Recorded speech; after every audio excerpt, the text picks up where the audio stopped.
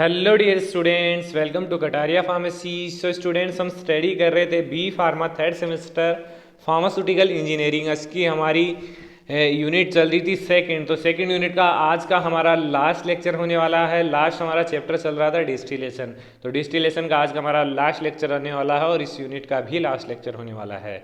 तो आज के इस लेक्चर में हम स्टडी करने वाले हैं। दो एपरेटस हमारे रह गए थे डिस्टिलेशन के, जिनके बारे में आज के इस लेक्चर में हम डिटेल स्टडी करेंगे। तो फर्स्ट जो टॉपिक हमारा वो है डिस्टिलेशन अंडर रिड्यूस प्रेशर और सेकंड है स्टीम डिस्टिलेशन। इसके अलावा एक टॉपिक और है जिसको भी इसी में हम कवर कर लेंगे। तो वीडियो को एंड तक देखना है जिससे आपको कंप्लीट ये समझ में आ सके।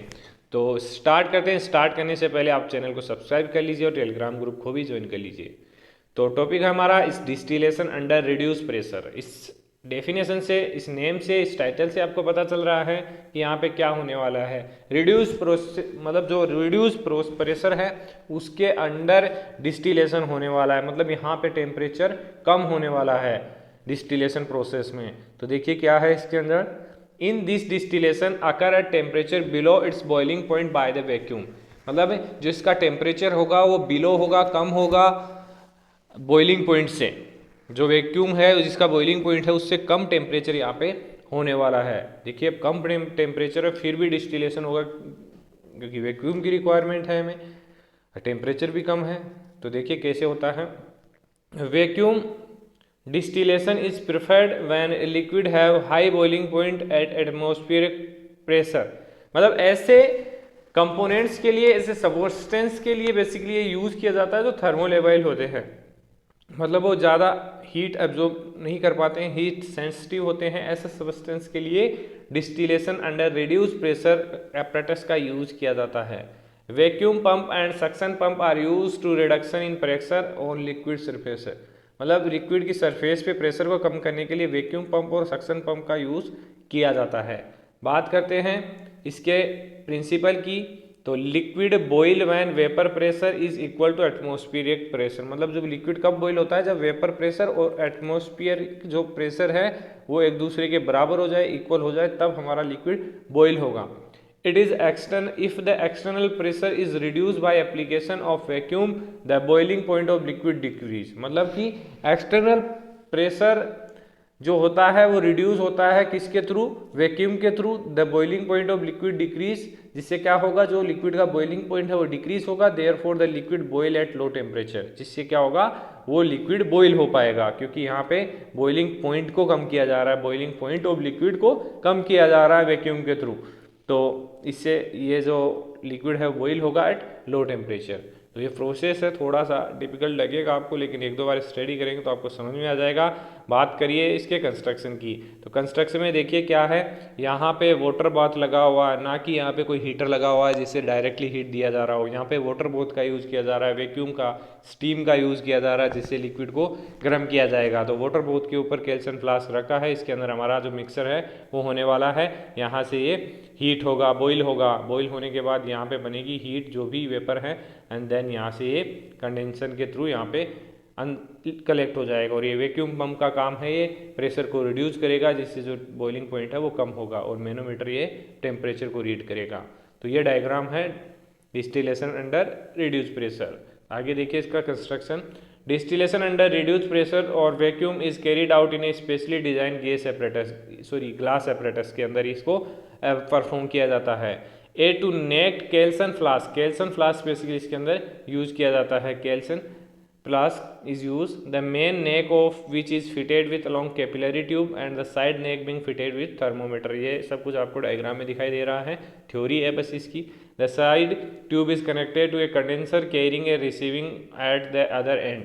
The receiver is attach to a vacuum pump to reduce pressure को रिड्यूस करने के लिए वैक्यूम पंप यहाँ पे लगा हुआ है।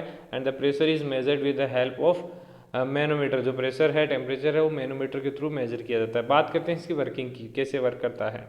The liquid to be distil is filled in to the flask. जो भी लिक्विड हमें डिस्टिलेट करना है उसको इसके अंदर फिल्ड कर देंगे, जो फ्लास्क है, केल्सन फ्लास्क है। एंड उसके बाद क्या करेंगे, द रिड्यूसिंग वैक्यूम अप्लाई, जो रिड्यूस किया गया है वैक्यूम उसको अप्लाई करेंगे, कंटेंट और हीटेड ग्रेजुअली, जिससे जो लिक्विड है, कंटेंट है, वो हमारा धीरे धीरे गर्म होगा, बॉइल होगा। तो उसके बाद क्या होगा, the temperature rise and get vaporise rapidly due to the vacuum vapour pass through the condenser.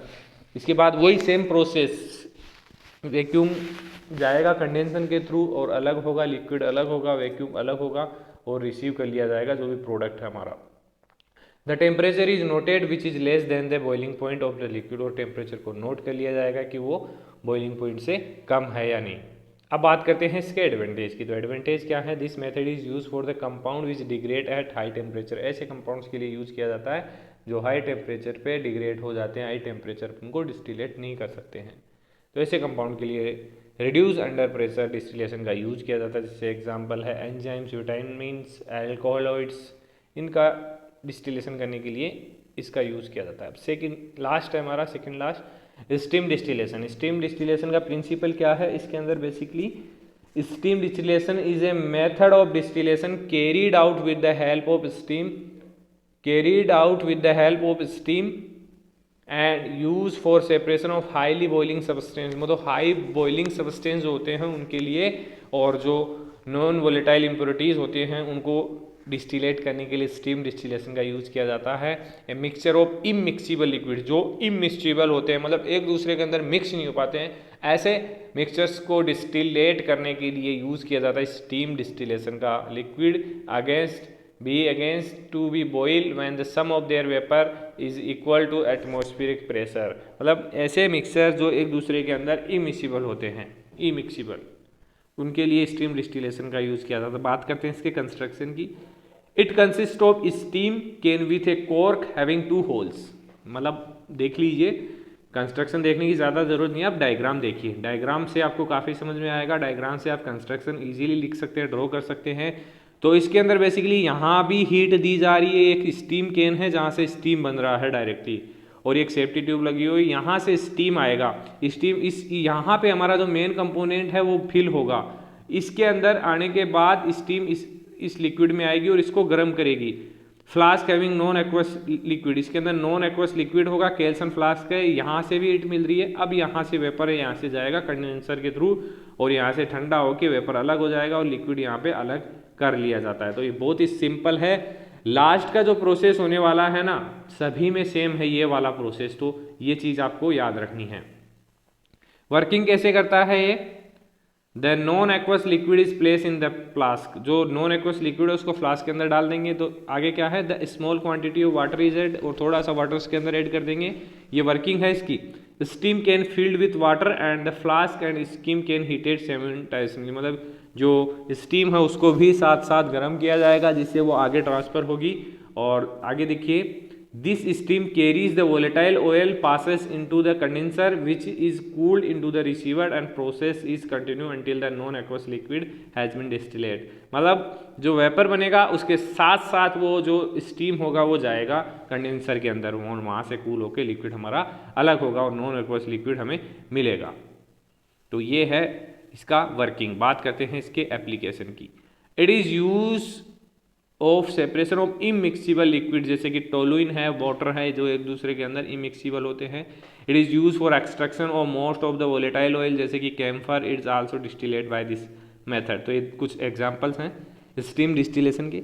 और लास्ट जो हमारा डिस्टिलेशन वो है मोलिकुलर डिस्टिलेशन। इसके अंदर क्या होता है देखिए, a process in which each molecule in the vapour phase travel the mean free path get condense individually without intermolecular collision on application of vacuum. इसमें क्या होता है, जो वेपर फेज के अंदर जो मोलिक्यूल्स होते हैं, एक एक मोलिक्यूल को इंडिविजुअली सेपरेट किया जाता है बिना किसी इंटरमोलिकुलर कोलिजन के, एप्लीकेशन ऑफ वैक्यूम, वैक्यूम के थ्रू उनको कलेक्ट किया जाता है।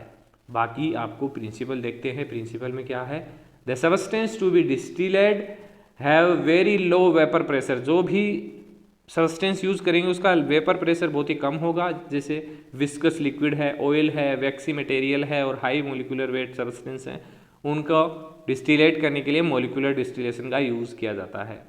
These boil at very high temperature in order to decrease boiling point of liquid. High vacuum is applied. यहाँ पे boiling point को कम किया जाता है और ये very high temperature पे इनको boil किया जाता है। उसके बाद क्या होता है, the mean free path of molecule is defined as average distance through which a molecule can move without coming into collision with each other. It express, जो भी ये मोलिकुलर डिस्टिलेशन होता है उसको एक इक्वेशन के थ्रू एक्सप्रेस किया जाता है। यहाँ पे है lambda equals to NV3 upon P delta. तो यहाँ पे P वेपर प्रेशर है और लेमड़ा है यहाँ पे density. The mean free path can be increase by decreasing the viscosity. अगर विस्कोसिटी डिक्रीज होगी तो जो मीन फ्री पाथ है वो इंक्रीज होगा।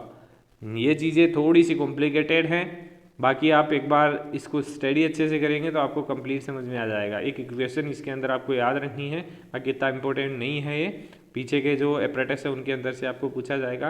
बात कर लेते हैं इसके एप्लीकेशन की। More frequently use in the refining of fixing oil. Fixing oil के लिए बेसिकली यूज किया जाता है। Vitamin A is separated from fish liver oil. ये जो क्वेश्चन हैं वो आपको जरूर याद रखने हैं कॉम्पिटेटिव एग्जाम के लिए, बहुत ही इंपॉर्टेंट है। Vitamin E is separated from fish liver oil, किसके द्वारा? मोलिकुलर डिस्टिलेशन के द्वारा। लास्ट यूज है इसका एप्लीकेशन है प्यूरिफिकेशन ऑफ केमिकल, जैसे कि ट्राई जो क्राइसाइल फॉस्फेट है उसको इसके थ्रू प्यूरिफाइड किया जाता है। ये इसका डायग्राम है एपरेटस का, जो बेसिकली मोलिकुलर डिस्टिलेशन है उसका।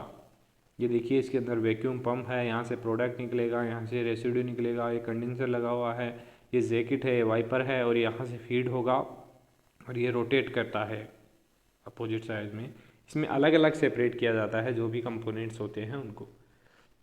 तो ये हमारी यूनिट सेकंड कंप्लीट हो चुकी है। अगर यूनिट सेकंड में आपका कोई भी डाउट है तो आप हमें कमेंट करके ज़रूर बता सकते हैं। बाकी टेलीग्राम ग्रुप ज्वाइन कर लीजिए, इंस्टाग्राम पेज को फॉलो कर लीजिए, वहाँ जाके आप हमसे कॉन्टेक्ट कर सकते हैं। बने रहिए, अब स्टार्ट करेंगे यूनिट थर्ड। धन्यवाद।